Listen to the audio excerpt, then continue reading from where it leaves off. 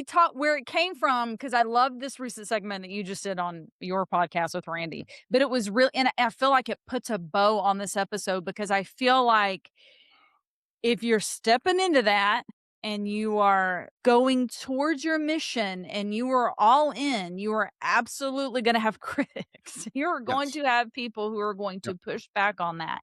And if you listen to that, if you listen to the wrong voices, it can absolutely derail you and take you away from what you're supposed Okay. to do. So we're gonna talk about Ratatouille in two different ways. I So love for it. those of you that don't know the movie, fun movie, great movie, ridiculous when you hear me tell you the plot. If you haven't heard the movie, it's like there's a rat in Paris, and that rat happens to be the best chef in Paris, but he's a rat. So no one wants to have a rat make their food. So that's what the movie's all about. And the villain character is a food critic named Ego.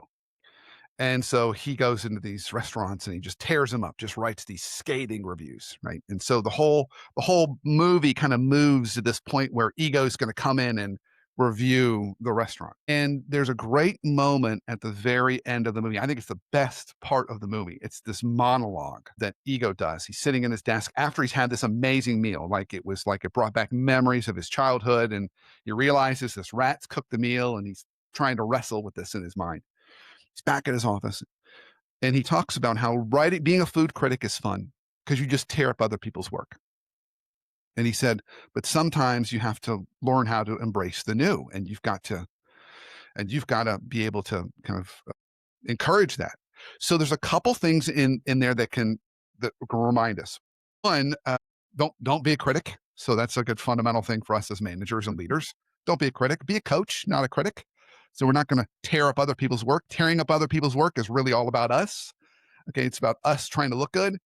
We're trying to nurture their work. Okay, kind of help them be New York Times bestsellers using that kind of author editor analogy.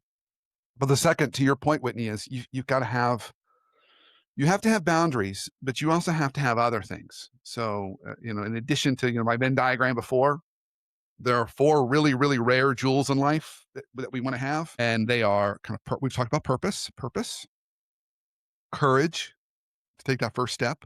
A purpose kind of is the North Star. Courage is the first step. Faith. So we take the second and third step. Just can't see it. And then will. Will is that fire in our belly that keeps us going.